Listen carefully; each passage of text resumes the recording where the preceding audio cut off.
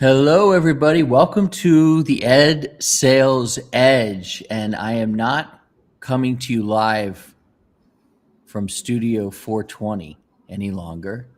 And yes, it was called 420 only because that was the apartment number. But since the last time I joined you, I have moved apartments. My family has moved apartments. You might have seen me write about that because I was in Cabo San Lucas, Mexico, for a very intense mastermind. And my wife, who is strong and selfless, was able to move our family, including my cousin Ari, who helped, and our daughter, who's 11, she helped as well. But we're up in this new apartment in Northwest Washington, D.C., apartment 616. So I don't get to say 420 anymore, which only makes sense to some people. Does that make sense to you, my guest, Paul King? I've heard of it. I've definitely heard of it. But Mhm. I'm not in apartment 420 here. This is just my office space. Gotcha. Well, welcome to the show. Paul and I are in constant communication. And I would imagine that communication will spike even more because, by the way, happy opening day to all that celebrate. Um, Baseball is back. That's great until it sucks here in Washington, which won't take long. But welcome back, baseball. Paul is on the show today, and we are going to talk about how he went from $25,000 pilots to $100,000 partnerships. And I'll tell you one thing, it was hard work for sure. And we've been through it together. One of the most interesting things that Paul learned about and people do in the Ed Sales Elevation experience, the less that you talk, the more that you learn about other people and what they're looking for in you. And that is counterproductive, not counterproductive, counterintuitive to what most people think in the education space who own businesses. They think, I got to say everything. I got to tell them everything I know. I got to get everything out there. I got to tell the superintendent everything. And it's just not true. And I'm here, especially after my time at my mastermind with my coach, Andrew Cruzy. One of the things I learned about is I've got to myth bust. I've got to break beliefs. And so we're here today to break the belief, Paul, that people need to just talk, when in actuality they have to listen. So I'm going to do some listening now to you. First, please give us a brief understanding of who you are, where you're from, what your business is, and then we'll get into the act of listening. Sure. Yeah. So thank you for having me. I'm Paul King. I'm the founder of Neighborhood Educational Partners. We are a math tutoring provider to New York City public schools. Prior to running this company, I was a private tutor myself for about 10 years. And that ended up, the experience I had in that company really informed our approach with Neighborhood Ed in really going back and trying to diagnose and fill in the gaps in unfinished learning with math for students who are in the bottom quartile, students who by middle school and high school sadly often slip through the cracks, and that there are not scaffolds and supports for these kids by the time they reach algebra. And so not only are we specifically a math tutoring provider, we are an Algebra 1 focused provider, because Algebra 1 is a gateway course. It is a gateway to higher math. It's a gateway to higher education, to higher career earnings. And so students who can pass that class are 4 times likely to graduate high school, and it can be a real game changer. So we're hyper-focused on that, hyper-focused on helping kids pass the Algebra 1 regions here in New York City. And that is, in a nutshell, what we do. I'm originally from South Jersey, and so I am excited about today, opening day. Big Phillies fan. Let's go Phils. I'm hoping this is the year we can finally go all the way up. It's been a wild ride since 2022, but I think this could be the year. Sure. Um,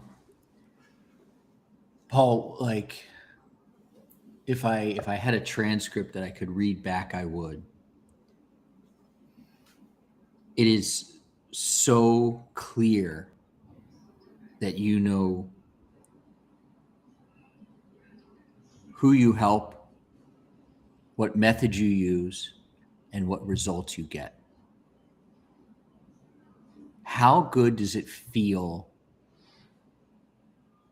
to you to know that, and that it's like it's just clear, it's easy, that's what it is? How good does that feel for you? I mean, it feels great. It feels like the foundation of the house is solid. And, that is a lot of what we worked on, certainly in 3E, was going from, hey, we're a tutoring company. Do you need a tutor for history, for English? To going to very niche down, very focused on math for kids in the bottom 25% for New York City public schools, grades 6 through 12, for kids who lack the Algebra 1 Regents credit. Those are the students that we've built a program to support. And so because of that, it's very clear to our ideal client how we can help.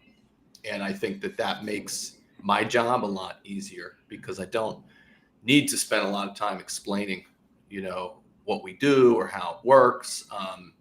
It's pretty specific, and we're not trying to speak to everybody, which is also a relief. We're trying to speak to a certain kind of high school principal who knows very well that they have this population of students coming in every day of the week that they want to help. And so when we've got that clarity, I think it finds the right people. And that's what's most important. How about that? Like, your business finds people. You don't even have to do it. It finds the people.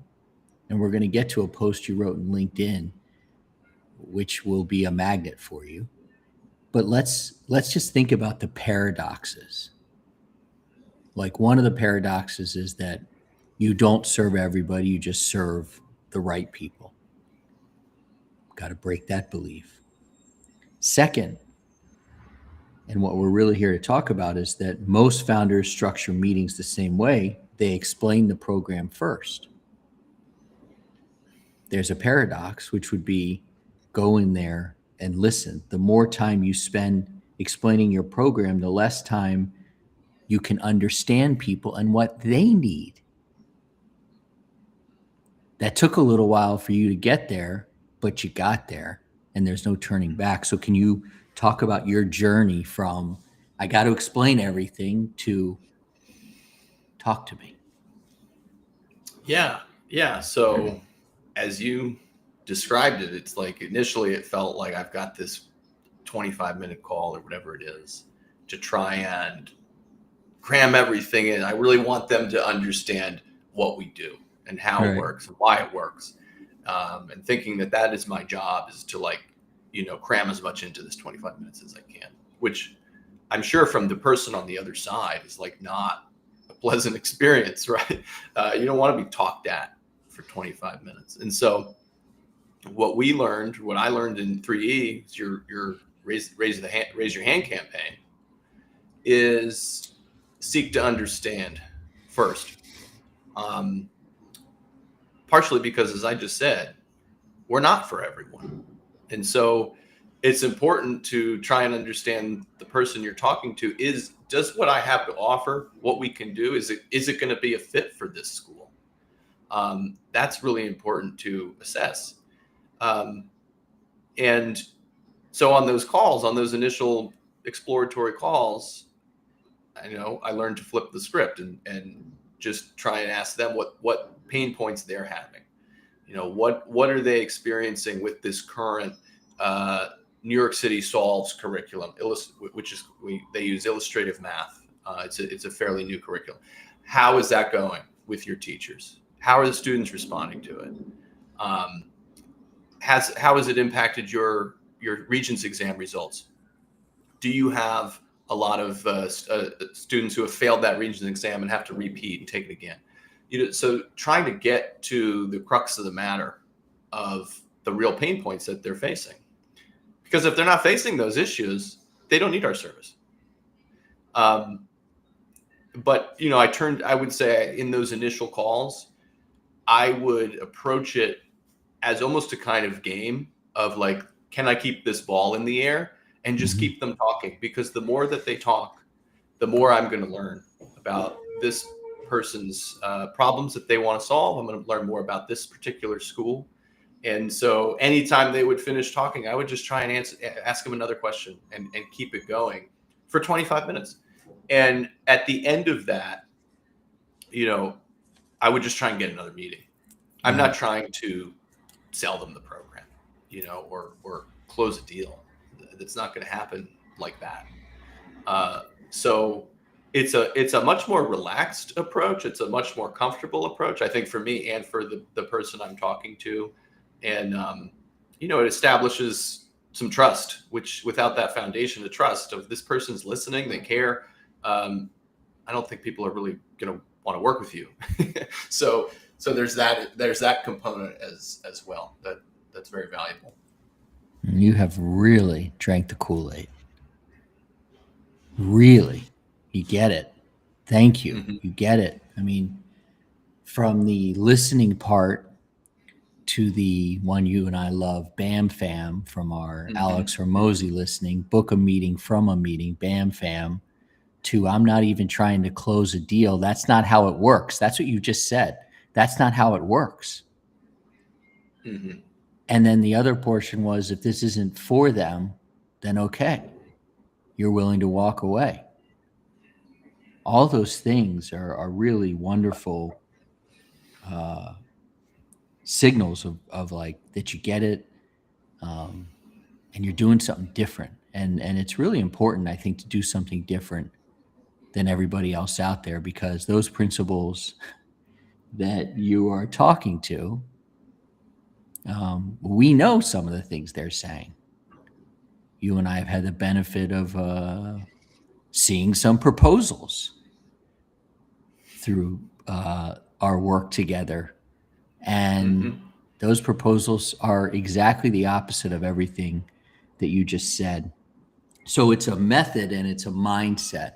And then also talk about, if you can, please, how that method and that mindset then flows into other opportunities to communicate with people. For example, you've been really great at speaking to principals in New York City. And what are those talks like? Kind of take people into the room. Well, actually, if you can, before you get into the room, explain how you have been given those opportunities. Sure. So I've gotten those opportunities, I think, largely through, a lot of it is the credibility building on LinkedIn and posting about client results, schools that we're already working with, and testimonials from our current principals and math assistant principals, what they have to say about the program, which, if you're in one school in a district, that often can be enough to go to the district office and say, we're working with this high school in your district, and here are the results we had from this pilot. We'd love to support the district more broadly, and often that can lead to them saying, sure, great, we'd love to get you in front of a monthly principal summit or math assistant principal summit. So I think I've done 4 of those at this point.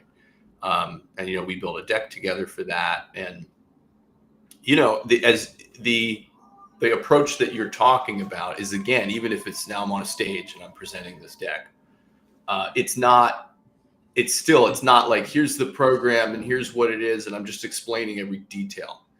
It is much more approaching it from a coaching perspective of like, I want everyone in this audience, whether they work with us or not, whether they ever want to hire us or not, I want everyone in here to get something valuable from the presentation, something that if they are working with the kinds of kids we work with, and maybe they're not ready or to work with a tutoring provider or not interested, if they want to try and solve this with their in-house math team, here are some things that we do that we think are really effective in reaching these students and getting better Regents results. And so the goal is it's worth it to them to sit there and hear the presentation for 20 or so minutes, that they can take something back to their school and it's actionable. That is really more the approach of like, I want to offer something useful and valuable. And typically what ends up happening is maybe out of the 30 or 40 schools in the audience, it can end up being, you get a partnership or two out of it, which is more than worth it. And that's typically how it's gone. So again, it does take that kind of that burden off of like, it's not about like, I've got to go in here and like close a deal. It's really, I want to be useful to this audience and build the relationships, because I hope that they want to have me come back next year. This is not just like a one and done. It's a slow process of building trust and forming those connections and maintaining those relationships over a period of many years, which sounds like a long time, but I think in the school system, it's really not. That is the length of time or the window in which you are building those connections and establishing your credibility. It doesn't happen overnight. And by the way, it can't happen overnight. Sure. Like there's no hack to this. Right.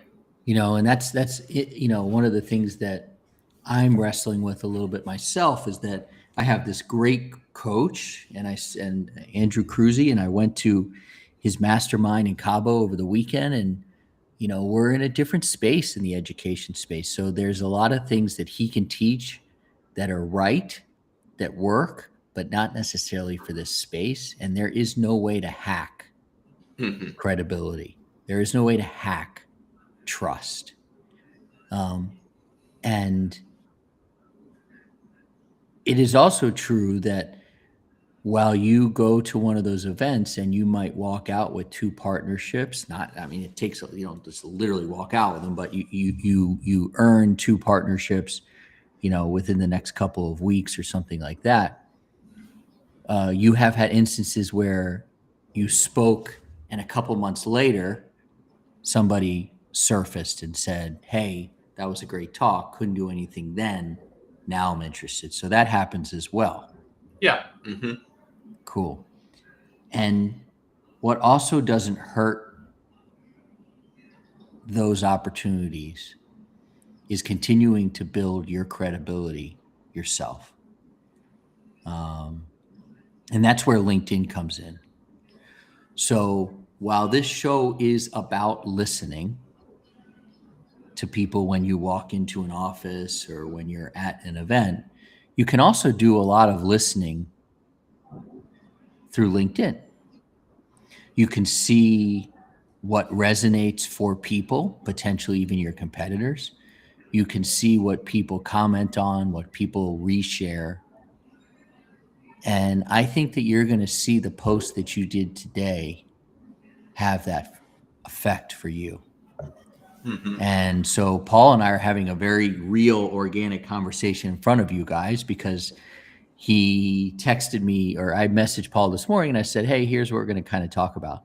And I said, "By the way, we'll talk about your post today in LinkedIn." I thought it was next level. And he's like, "Tell me why." And I said, "I'll tell you on the show." And Paul and anybody who's been in my Ed Sales Elevation experience knows that I like to relate a lot of what we do to golf, even though I'm a real shitty golfer. But I love the golf swing. The best golf swings are the same swing, effortless, over and over and over again. And that's what we try and do when it comes to our businesses. We want them to be effortless. We want to enjoy them. But the more that we understand our business, the more we can maybe play with the swing a little bit. And sometimes in golf, you can, hit a ball super high to go over a tree, or if you got to zip it around a tree or under a tree, or maybe you can put a little spin. Those are such pretty shots. And so today, I think Paul's post looked like it had some spin on it.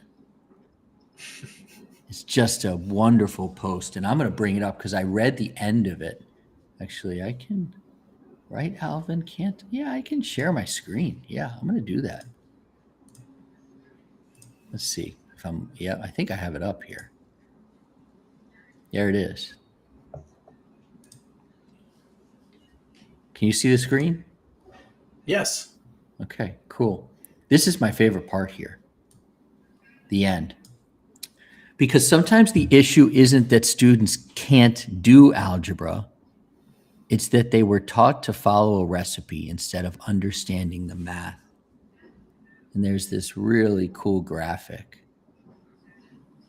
So Paul, talk about this post, and I'm going to put this post into our chat here for people who are listening at home or wherever you are. Where did that thing go? This is what live TV is like. Talk about your post. Why'd you write it? What'd you feel? What's the reaction? Yeah. So I had this conversation earlier this week, which I mentioned in the post, with a man by the name of Dr. Henry Borenson, who's a longtime math educator in New York City, taught at Stuyvesant High School, one of the top high schools in New York. And he noticed this problem that we face, decades ago, with students who were struggling with solving basic linear equations, one of the earliest algebra topics. And he recognized that it was really that the students fundamentally didn't understand the symbolic notation of the math symbols. Really, it was more of a literacy issue than a math issue. And he built this tool that is like a balance beam, and it really shows with physical objects what a math equation is doing and why, when you manipulate an algebraic equation, what is actually happening. And he was able to help kids who were in that bottom 25%. And that's, our approach to tutoring is we believe every student has the ability to do this math. We don't really believe that math is some natural or innate ability that some students have and others don't, which right away I think is a little bit different than how we often think about math education and math ability in the country.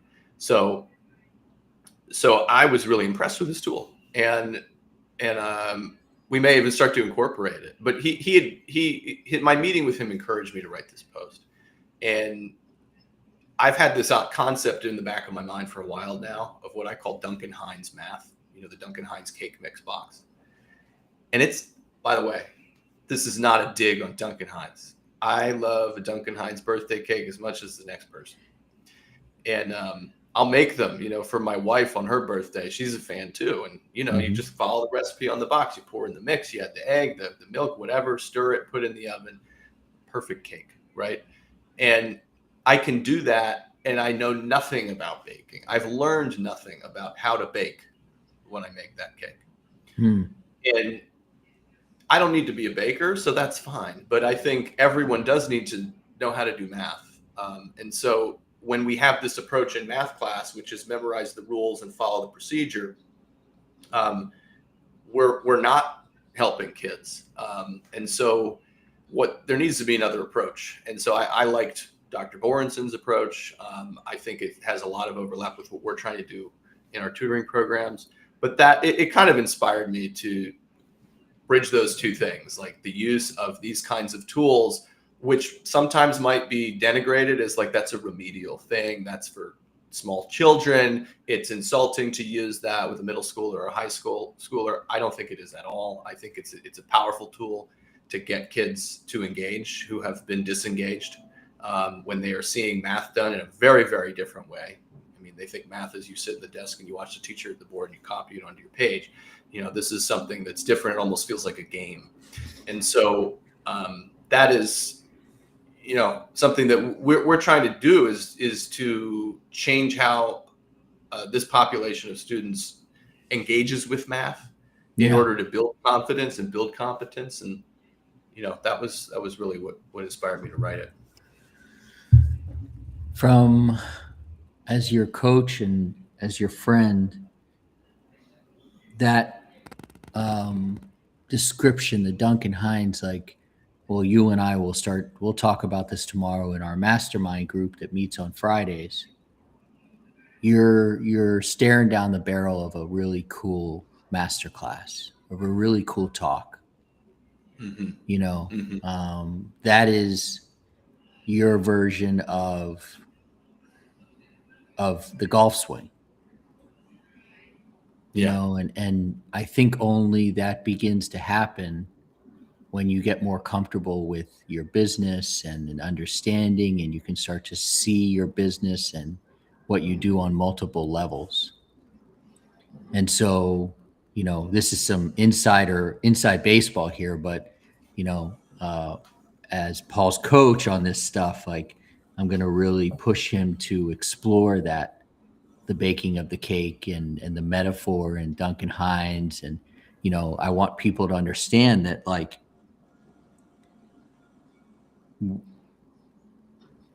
Paul now has a framework there, you know, something that's different than anybody else out there, a talk that he can give that separates him. And God willing, somebody's going to, you know, one day say, you know, you should hire, you should work with Paul King in New York City on the Regents exam. And they're going to say, who's Paul King? They're going to say, the Duncan Hines guy. Oh, oh yeah, I heard him talk. I heard him talk about the Duncan Hines cake and how he bakes it for his wife and how he's not really learning math, or he's not really learning baking. And yeah, I got to get in touch with him. So I want to pull this whole thread through that, from where Paul started, which was really confused in his business, in terms of how he was going to grow this puppy and survive, to niching so far down, to now having schools and principals come to him, to being able to hobnob with some important people in New York City when it comes to math, and then writing this post that, in my mind, when I like close my eyes, I can just see Paul swinging effortlessly, writing that and feeling good about it. And then you can see from the results of it that, let me refresh here, that it's getting great comments. People are really putting thought into the comments, and it will get shared. 3 reposts. Excuse me, 3 reposts. Yeah, you're killing it with this thing. And it's because you're doing something different all across the board here. And so I just want to say, you know, from the bottom of my heart, thank you for trusting me, believing in me. It's been Of a course. friggin' Thank wonderful you. ride, Yeah, it has. you know. We're still And the going. sky's the limit. We're still going. The only Yeah. thing I can see that might cause a problem would be a Phillies World Series. That would be a problem for me, not for you. But you're really doing, you know, wonderful work. You're exactly the perfect client that I want to work with. You're coachable, you're humble, you're a good person, husband, dad, friend. Just you know, pick the worst sports city in the world, but other than that, like, I got nothing bad to say about you, bro. So That means a lot. Thank you. thank you. We're doing something a little bit different here. And so at the bottom of the hour, right about now, we leave LinkedIn Live and we make our way over to school, where our community is, SKOOL, where the entourage is.